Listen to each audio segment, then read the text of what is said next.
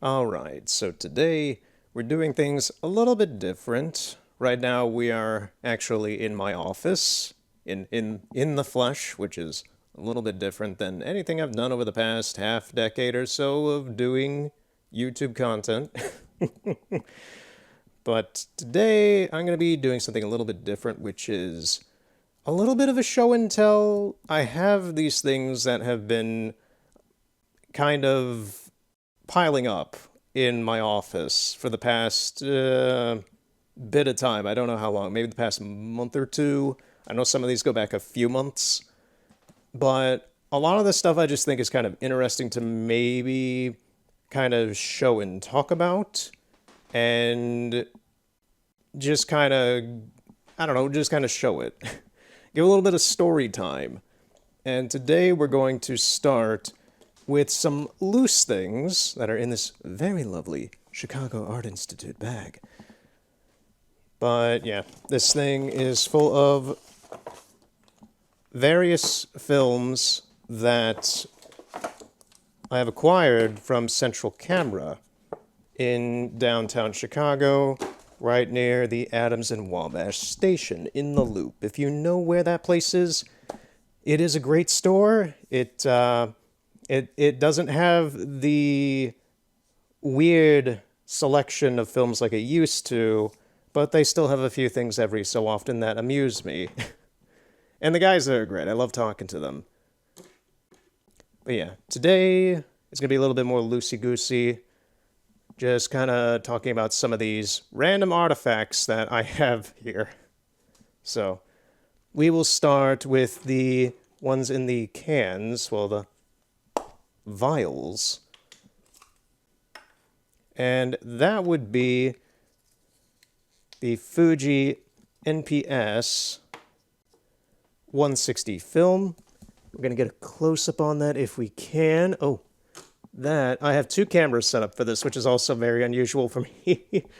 I don't tend to video record in real life. I'm used to capturing software. So this is the Fuji NPS 160 Professional Portrait Film. Sorry if I talk a lot. I tend to talk pretty fast and don't take breaths, so pardon me if I take breaths like this.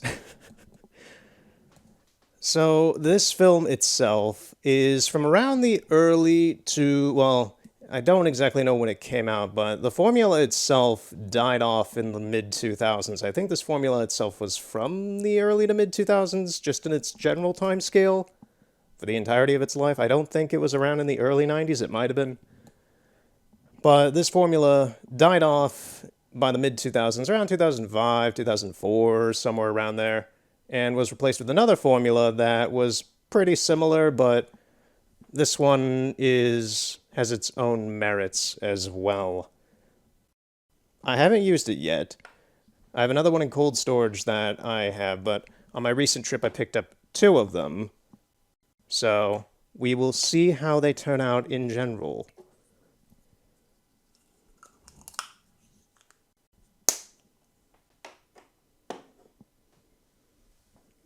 The other two things I've recently picked up at Central Camera were these 127 films.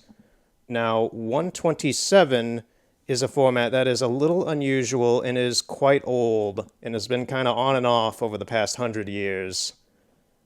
And I mainly use it inside of this camera, this dolly from Certo.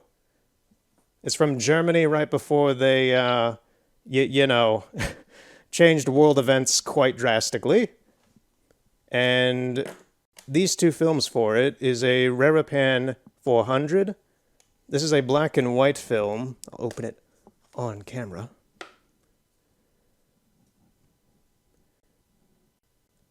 They come on these rather longer spools compared to 35. It's similar in design to 120s, but they're a lot smaller, obviously. And it's a paper backing, and the film is on the sheet of paper inside. This film in itself is actually, I had it written down. What I believe it is I'm trying to remember what it is. I had it written down, but I don't think I have that paper around me. The format itself, I believe it's from Agfa. Probably. It's like a repackaged Agfa. The weird thing about Requa is that it is actually, as you can see, let's see if we can get that in there. Produced by, what does it say? Kawasu Shoten? That is the repack manufacturer of this film, but it's also provided by some other company that makes bicycle tires. That's, I believe, who acquires the film for them, and the film itself, to my knowledge, is made by Agfa. It's like Agfa 400 or something. Then there is Rolly Crossbird Creative. Now, Rolly Crossbird Creative is a color film. Rolly films are made by Agfa, and this is a 200 ISO color film that is in the 127 format.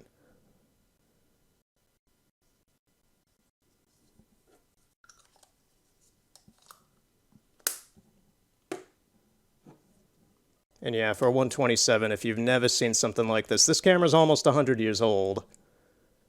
But for this format, you would take the spool of this, put it here, you would move this spool over because it's blank, this is the receiving end, and then you would kind of go back and forth. Every time you use up a spool, you'd take the old spool out that's now empty on this side and replace it back and forth. So to use, a lot of these cameras don't have that second spool, so finding one of those is kind of necessary if you have a camera like this. Not all of them are. At least I don't think they are. I have another one here that I don't use as often. This is a Kodak Brownie, Kodak Baby Brownie. Yeah, this one does require one as well. You can see it right there. There's the spindle. I haven't used that camera in probably almost a year now.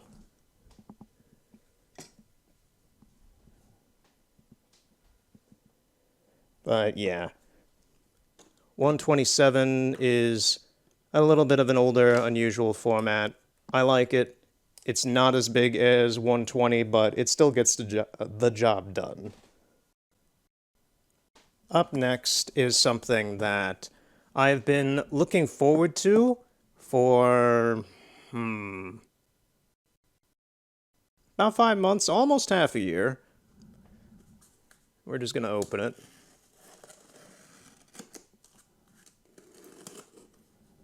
There's a little bit of a story to go alongside with this. It's a little bit of a thing.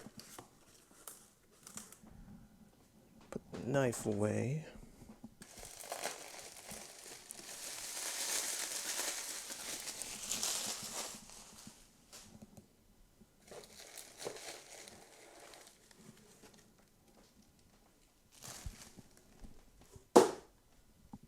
Just throw the boxes on the ground. It'll be fine.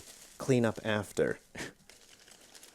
So this is a whole bunch of empty film canisters for some bulk film that I have. I don't have any empty film canisters really on hand at the moment, so I just opted to buy a bunch of them from Film Photography Project. They are in Fairlawn, New Jersey. There's a plug for them.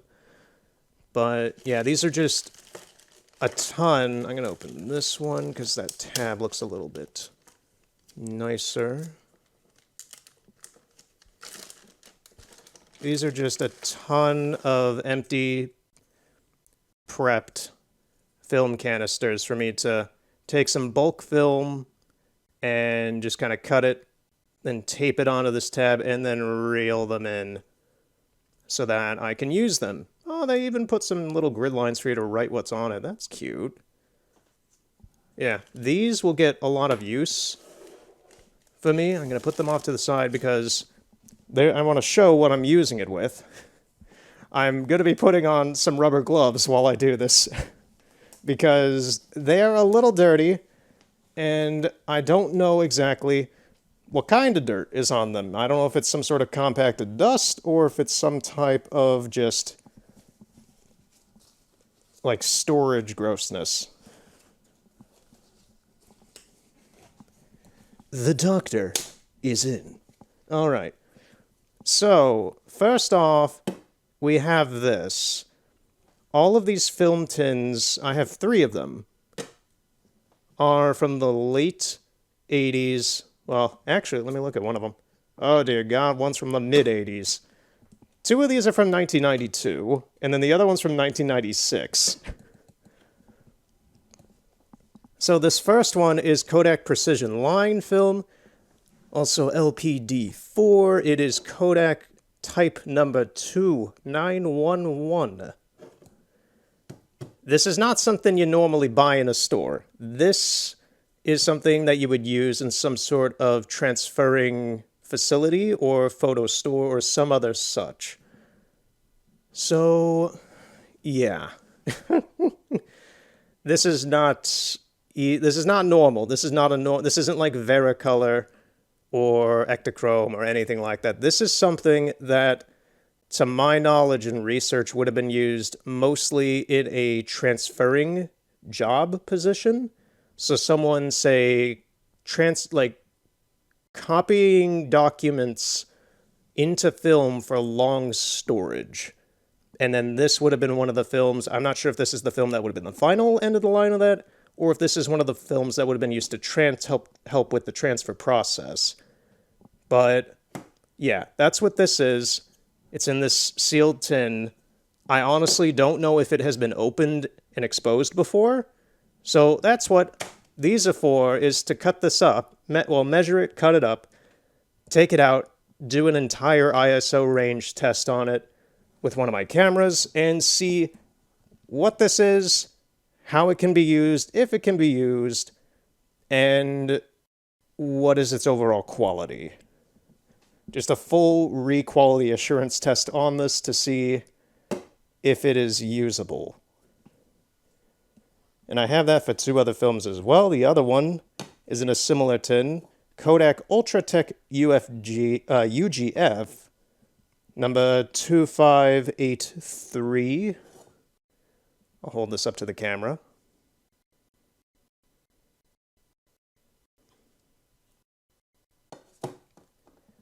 And once again, I don't know if this has been exposed. The person I got this from, the individual, I believe was a form of scrapper. I don't know exactly who they were. I don't know where these came from. And my telltale signs of just doing research on these films and the kind of circumstances I got from the guy were that this came from a photo processing place, or maybe some other place like a library or some sort of business. But these were very evidently stored in maybe a closet or a garage or something for the better part of probably 30 years.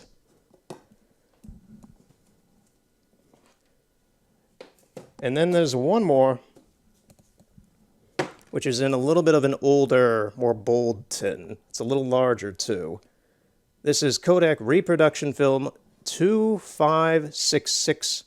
It has an S-star base, and this purely is just a reproduction film. This is what you would have been using in transferring things onto film for long storage and other, well, what other mediums you really need it to in the film format.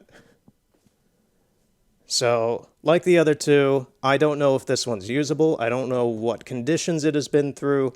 I don't know anything. I do know that these films are in there, and they are generally unexposed to my knowledge because they're all still on their film reels, and some of them are still in their manufacturing bags inside here.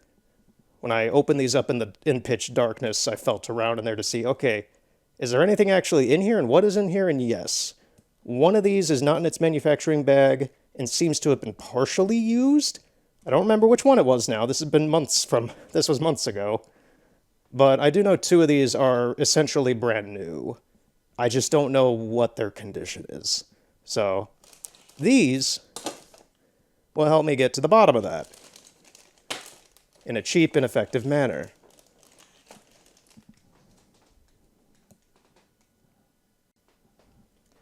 So I'm going to move all this stuff out of the way now. Because all of these... I don't think I showed this up close. This is the precision line. But yeah. March 1992. September 1992. And this big old one, December 1986.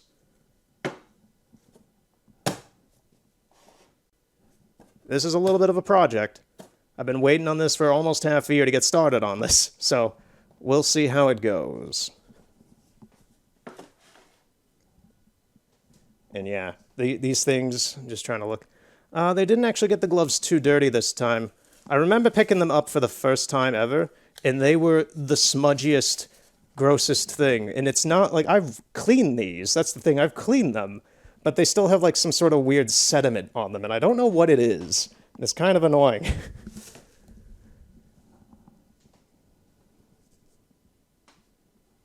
So we're going to take another detour from, well, we haven't taken a detour yet. We're going to take a detour to something that isn't exactly specifically film. But it has to do with my projects and my interests in general.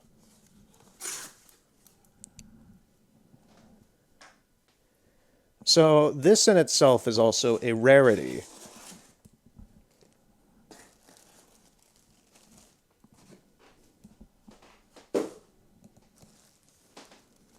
So what we have here is two very rare pieces of memorabilia for the video game Concrete Genie. I do not know if these were for the dev team. I have some memorabilia from Media Molecule for Dreams for the PlayStation 4 as well that are kind of similar, and the t-shirt is the same manufacturer. And that shirt I do know was a developer thing. Like it was for team members of the dev team. But this is a sticker sheet with pre-final artwork for the game. This is not how like Ash, the main character, this is not how he looks in the final game at all. The bike looks pretty much the same. I don't think the colors of the genies themselves really matter. This one's normally blue, as in the logo up here. Yeah, I just thought this is a little bonus that came with it. This is not the reason why I got this. The reason why I got this was for this. This is a Concrete Genie shirt. I'm not going to open it up now, but I'll be wearing this shirt in a photo shoot soon. I don't know when, but I'll get around to it. But this shirt is something I want to wear for it. It's just of the main Genie. I forget its name. I played Concrete Genie back in 2020, and I couldn't recommend the game more. Actually, I have it right here. If you like artsy, interesting games, I would recommend this. Okay, so sadly, I started the camera back up, but it didn't record any of maybe the past 20 minutes of me doing two of the subjects today. So we'll kind of tread back a little bit. So I opened this up. This is what I opened first.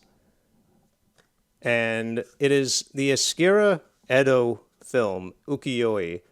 Now, this film itself is, to my understanding from examining it before, just now, I'm pretty sure that this is a repackage of Rito Aqua from Hong Kong. This film itself, Escura itself, is from Hong Kong, and they mostly do repacks of different films.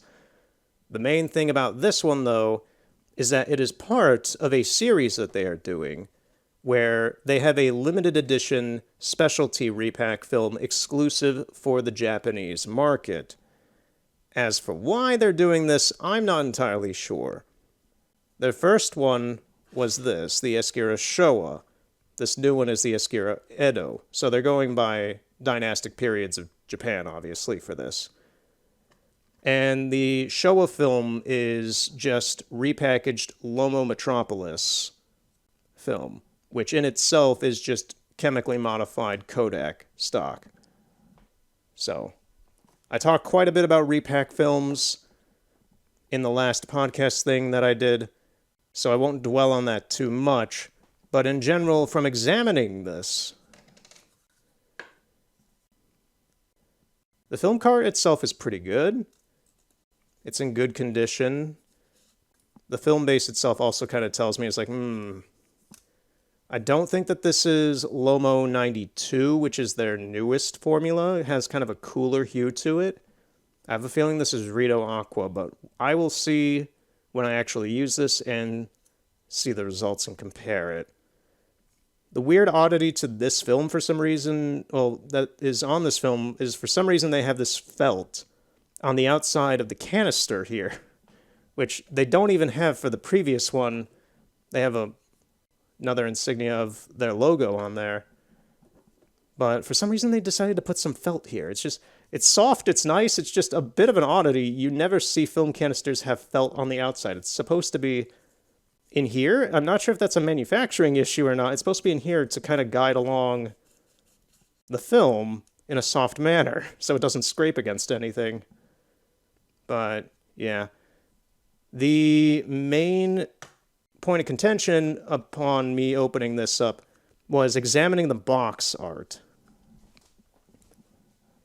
As I take a breath because I talk too much. So the box art itself, this up here in the corner on all the corners here, is in its lettering is saying that this is a limited edition for Japan. That's all that this is saying. It's a limited edition for Japan. You have a nice picture of Mount Fuji. This is a real picture of Mount Fuji. This is where things get weird. This top image, I don't know if it's real or not.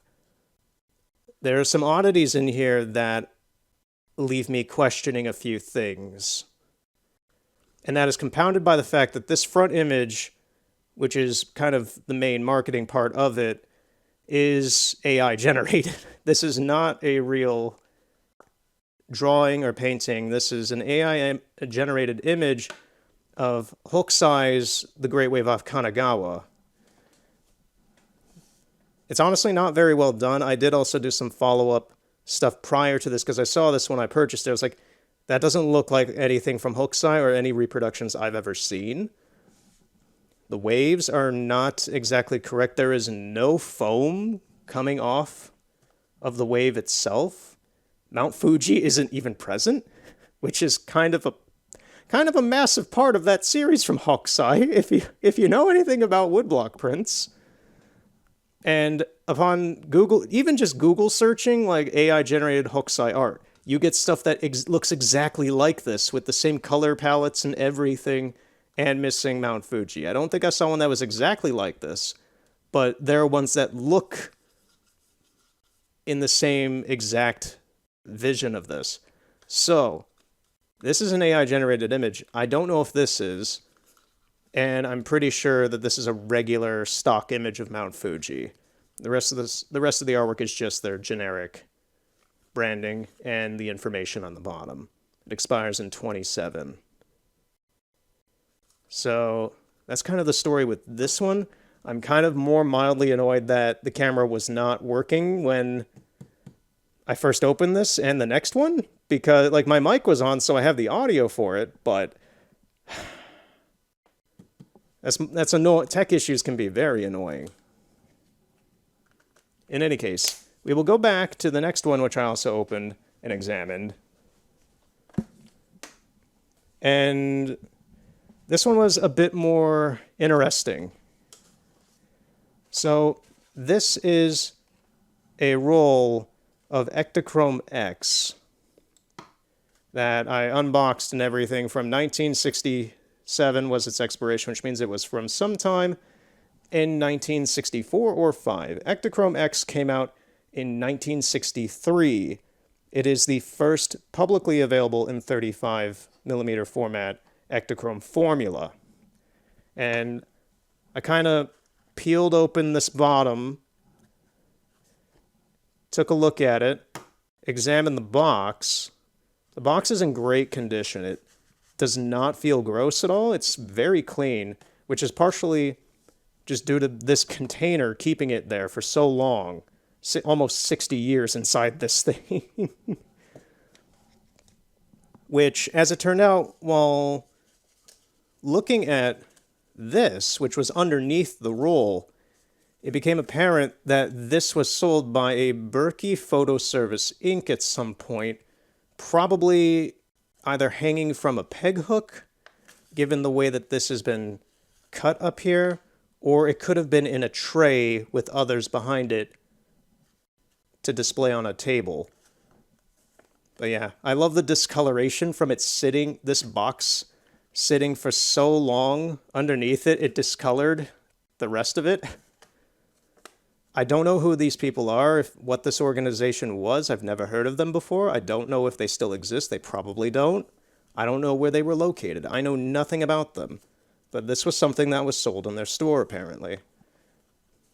And you can see from the age that the packet, this is a packet you would have mailed this roll into or out of to these different locations here, which all these P.O. boxes in these places probably don't exist anymore. But the glue, the adhesive for the top of the packet has just completely dried to itself, so it has nothing left to it. And there's a little bit of weird oxidization down there. But overall, this is in pretty great condition. It's kind of insane how good of condition this roll of Kodak is holding up. We'll get to the roll in a second, but yeah, I just kind of want to show off the rest of this stuff. There's a little oxidization from the metal inside the box there, which is fine. The box is in amazing condition. I was very careful to open this. And this is the paperwork that came inside the box with the roll all folded up. It's on a kind of wax paper almost. It's like a weird paper. It's not. I have something. I'm not going to grab it now. I have wax paper information sheets like this. This is almost kind of like a weird mix of it.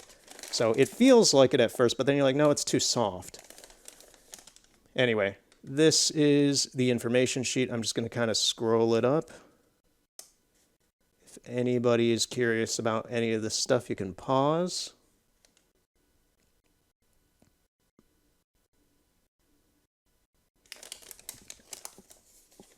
And the back side.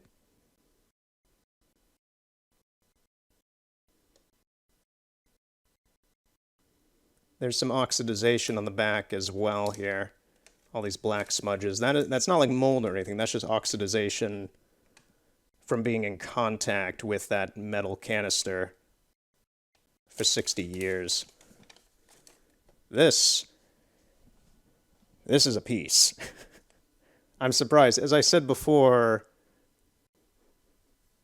it has like a slight dust smell to itself, but it doesn't have vinegar syndrome from what I can tell, which is very surprising.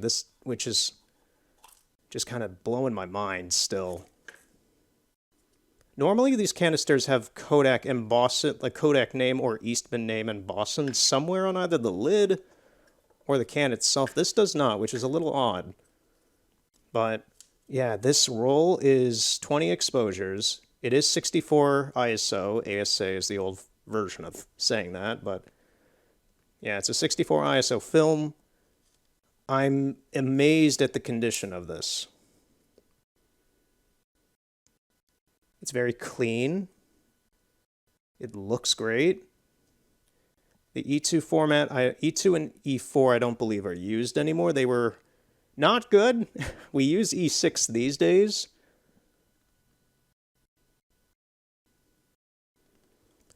But yeah, the film itself that I'm seeing here, it's quite extended for being brand new, so that's just kind of how they came probably. Actually, no, you can see right here, there's a smudge line if it can show up in the light. This like smudge right here is from it. At some point, no, actually, yeah, that's just it. Is it rubbing from rubbing against itself? It's from rubbing against itself. There's a lot of particleization and scraping on it, which is from it moving around in the can. That's some good light there to show it. That's from it moving around in the canister for 60 years, all these like smudges and scrapes on it. Yeah, it doesn't, it just smells like if you walk into a pawn shop or something, or like your grandma's house, it just has like kind of like a weird light dust smell to it. It doesn't smell much like anything.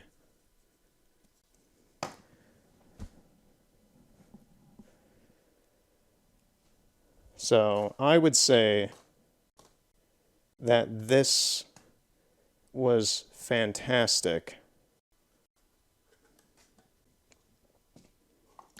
Just because I didn't show it here, but there's nothing on the backside. It's just cardstock. That's all this is. So, now that we have caught up to the present, and the tech failure has been kind of annulled, I'll look back at this in editing and be like, man, I had such a good initial reaction to both of these things that were a little bit more like personalized and such, and me being all like deep about it, and they're gone. Hopefully we can have that for these next two. So, up next is the last box. We have another thing after this.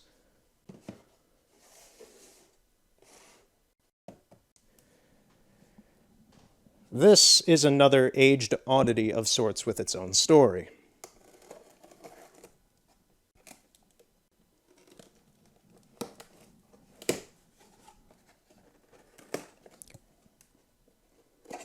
This is a couple different films of the same manufacturer that I acquired from a collector who had a few to offer.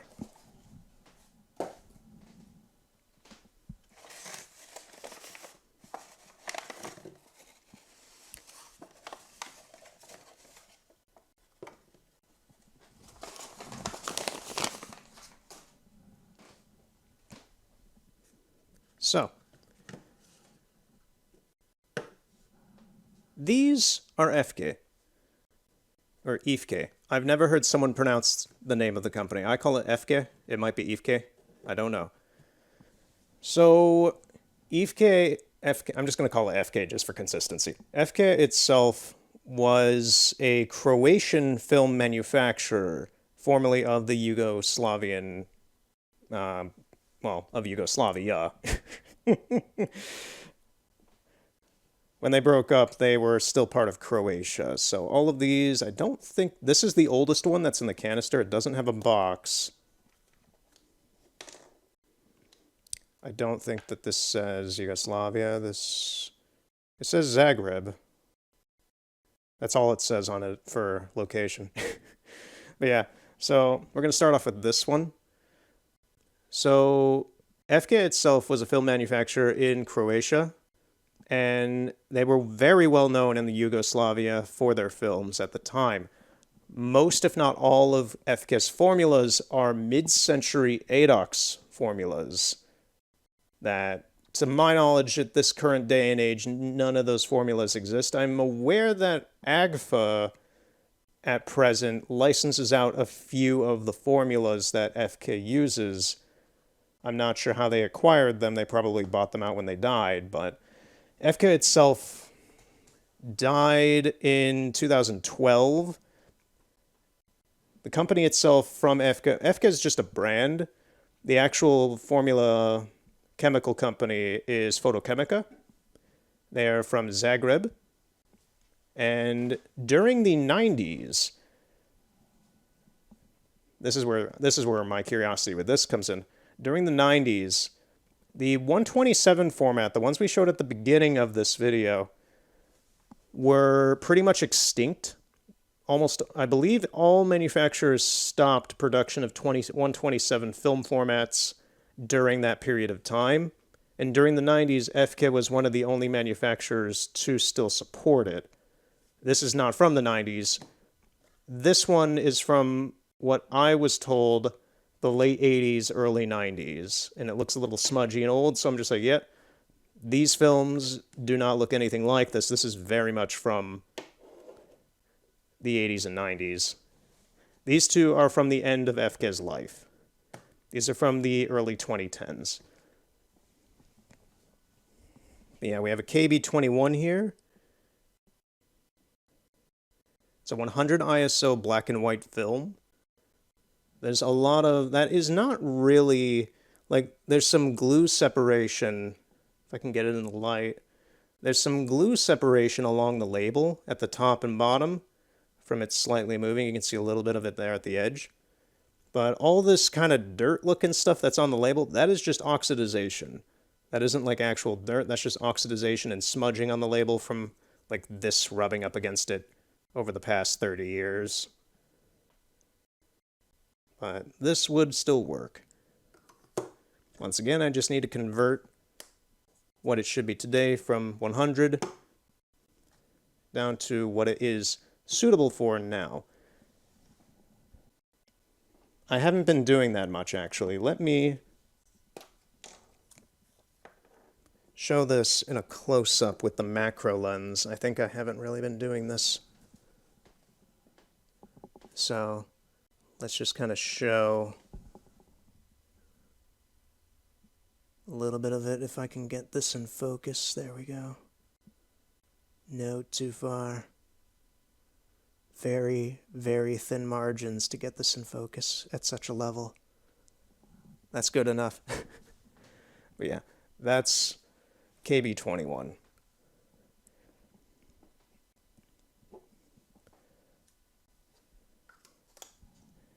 By the time Efke moved on to these formulas, this one was gone. So these are two other formulas from them. This one's in 35, this one's in 127.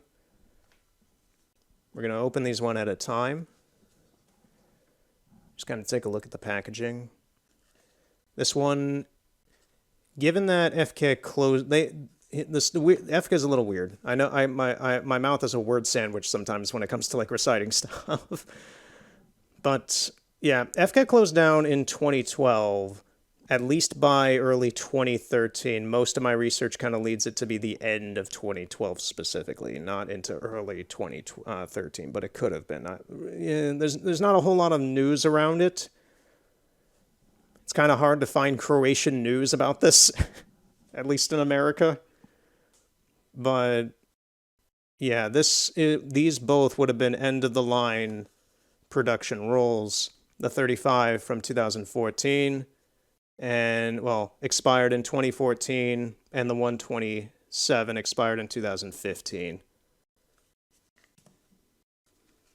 Which, these are also, they're all black and white, so their shelf life goes quite a bit beyond what their expiration is in terms of the start of degradation. We have some nice not glued down box ends. Just looking at the boxes.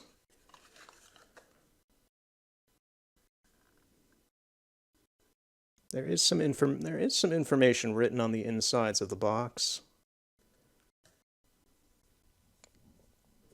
Also, curiously, kind of cute how they kept the same vial design. Seems like the whole time.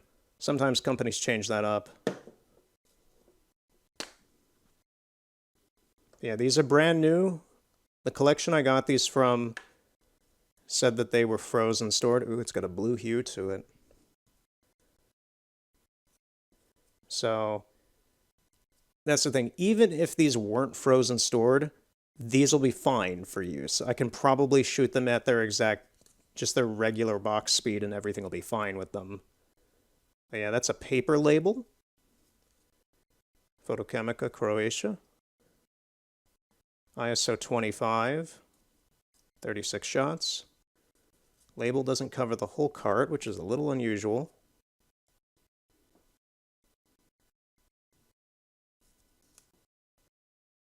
And it is snug. Yeah, this is fine.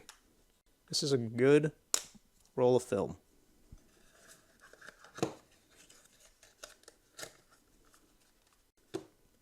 Right, the 127. If I can get this open carefully. There we go. It's in foil. which is kind of cute. Reminds me of 120 films. Oh, and that's lovely. A lot of the times you have to rip these open when they're in foil. This is just kind of like an unbend it situation. Yeah, you just unbend it. You don't have to tear anything. That's great. So many times with 120 films, you have to rip open the package. And it's like, what if I use the roll and want to roll it back up in here, and it's just, This one's just a bendable one. That's lovely. This is lovely too. It looks nice.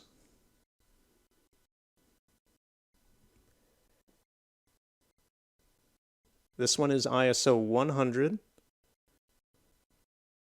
in black and white.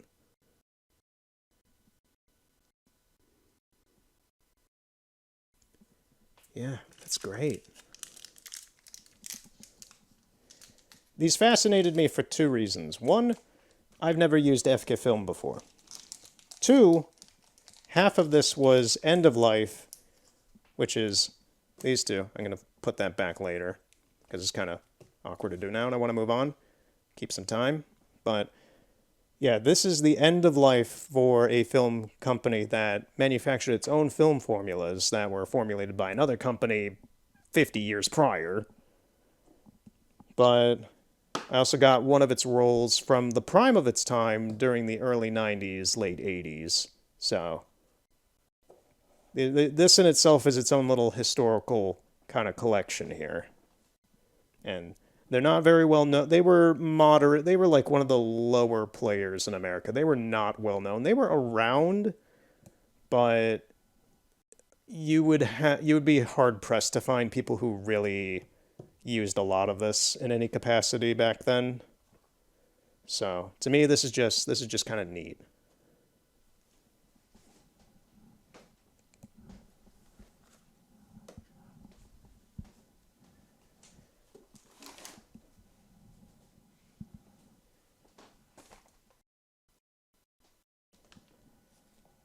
And now for the finale. I've been talking a lot about film today, and it makes me happy, but also a little concerned that it makes me seem like I'm overly obsessed with this stuff. And no, I'm just very skilled with this stuff, and I know what I'm looking at and what I'm going to be using. And this is my art.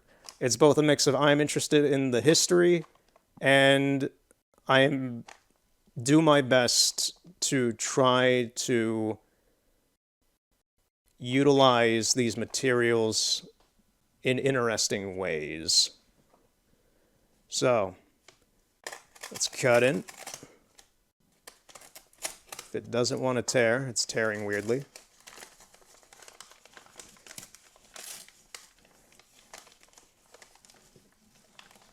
So yeah, we've had stuff from New Jersey, we've had stuff from Hong Kong, which was the Escura. We've had stuff from private collections with the Efke. What else can we get? Well, we got some stuff from Portugal. This is all the same film, but it's a bunch of it. If I can move this out of the way just to put them all down.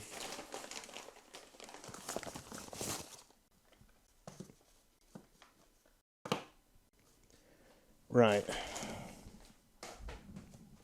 So once again, this also came from a bit of a collection. I don't know why I'm lining them up facing...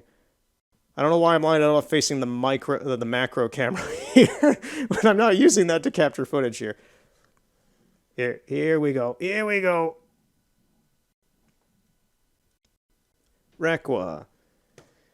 So I know very little to nothing about this film. This, if I put the X-Acto knife away so I don't cut myself, I'll put my hands on the table. So this came from a collection in Portugal, and to my knowledge, the results of this should be fairly similar to another film I've used from that region, which is Willisa, which is, I'll put it on top, it's this. Willisa Sport is a brand of photochemical items, both like cameras and film and accessories from Photophote, something like that. I forget their exact name. It's on my website. I wrote down what their name was. But yeah, this is a Spanish film that, to my knowledge, is formulated by either Ferrania or maybe who was the other one? Might have been Ferrania. It might have been Agfa. I doubt it's Agfa, but yeah, it should be similar results to that. I've only ever seen someone only the only image results I found through my research for this film was from a guy in Spain a decade ago. Found a box at some other store, I believe in France. But to my knowledge, this film is from the Spain and Portuguese regions. Well, the regions of the countries of Portugal and Spain. Blah, blah, blah. So I love the box design. It is incredibly nice to look at, in my opinion. Very colorful, very rainbowy. I don't know much about Requa. That's kind of my big question mark of research for this. Who the heck or what the heck is Requa? The film is Requa 100, 24 exposures, but I can't find any company information of who manufactured this or what this brand is. Now, Requa comes up in translation to two things. It does come up in, funny enough, Portuguese, meaning ruler. I don't know if that stands for a type of measurement or if it means like monarch or king or something like that. I would assume it means king, but I don't speak Portuguese, so I don't know the connotation. But Requa means ruler in Portuguese, and it also, although much to a lesser extent probable, it also means control in Latin. So Latin is not a currently used language in this day and age, so I think we can assume that this is from Portugal. And we're going to open one of these boxes. Which one? Which one looks the nicest? We're going to go with this one right here. And just see what is inside.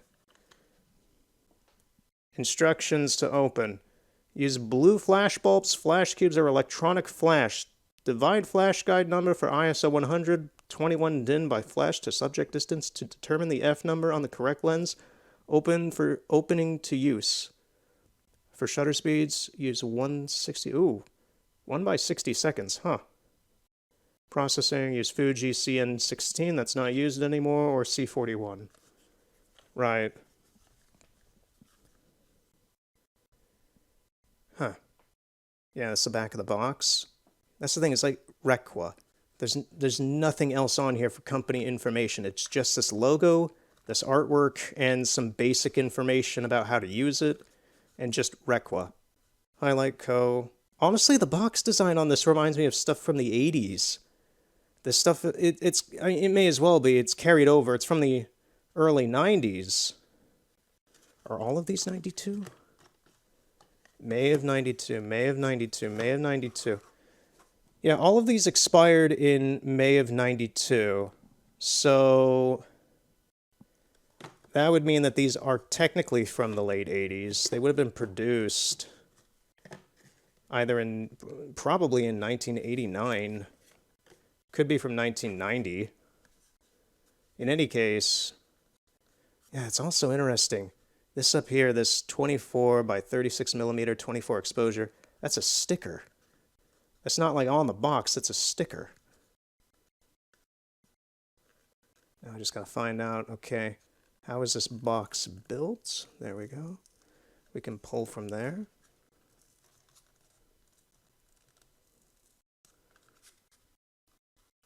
Once again, it's like I don't want to damage these boxes.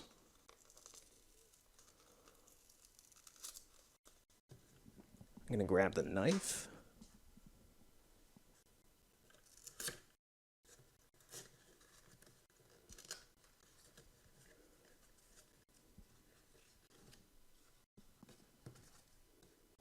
Ooh, that canister looks a little funky.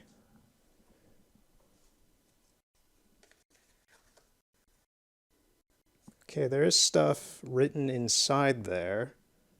I'll take a look at that in a second. It'll be hard to see on the camera. This canister's funky.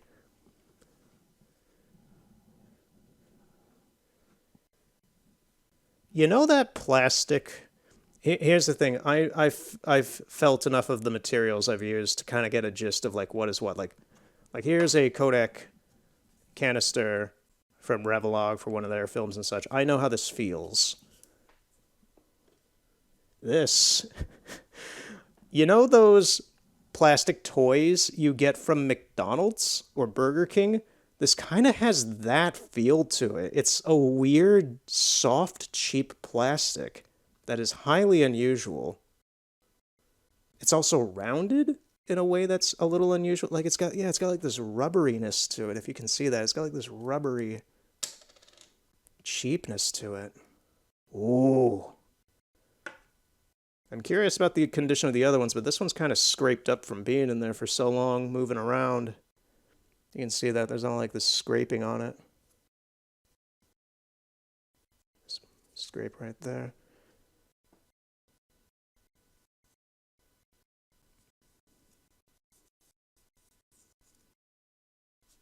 It's snug, so it's probably just sat in there and just kind of, yeah, just kind of scraped against itself like this constantly over the past 30 years. It looks nice though. I like the design of this a lot.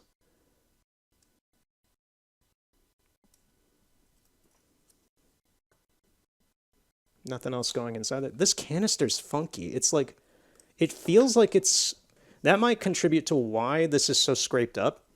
It feels like it's too big. It feels like this canister is just too big for the film. It leaves it just like so loose in there.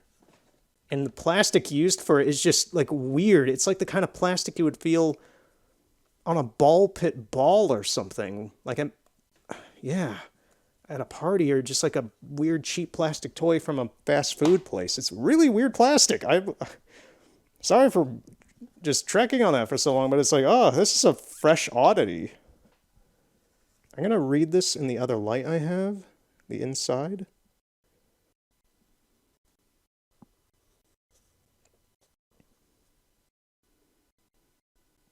Yeah, the inside dialogue inside the box is essentially everything that's on the bottom, just kind of like spread around the whole inside of the box with a graphic of f-stops.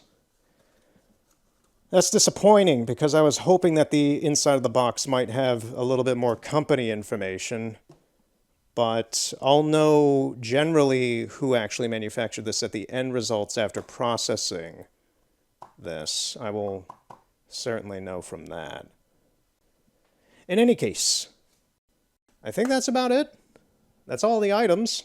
It's everything I've just had stocking up in my office for the past couple months.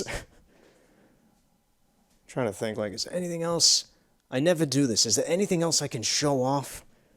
Not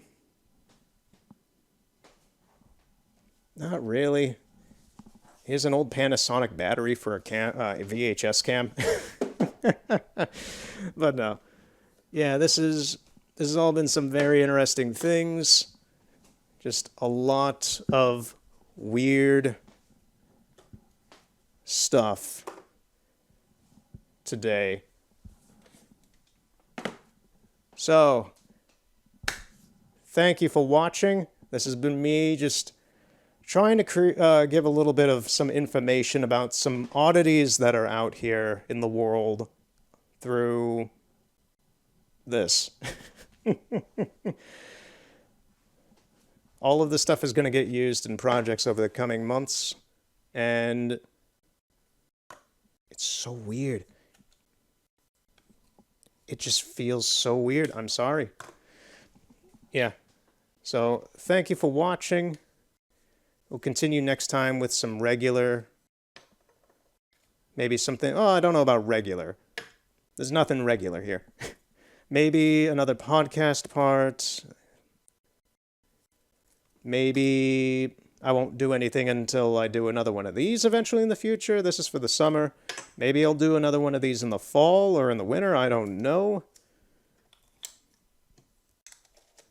I hope some information was given in this that was a little bit more educational, just about I don't know, weird films in canisters or foreign things that are rather odd. A lot of oddities, historical objects, just materials. It is all about materials in making art. What kind of paint do you use to paint? What kind of water do you use for your watercoloring? What kind of pencils do you use to draw? It is that kind of stuff. It's about the finest materials for the finest expressions of yourself. So, anyway, I'm rambling now. I don't know how to end this. Oh, that's something I didn't do. I didn't show this extend. That's a little weird out of context, but yeah, the 127 camera. Cool! Futuristic, steampunky, whatever you want to think it is. It's fun. Yeah. Go out and take some pictures. Cameras are cool. Film is cool. Digital's also cool if you're using digital. I'm recording this now that we're done with the macro. If it wants to come off its tripod, it doesn't. Here's the macro. It's hiding. It wants to be seen. I am hyper right now. What time is it? It is 9 at night. Thank you for watching. For the third or fourth time. See you later, and have a good night.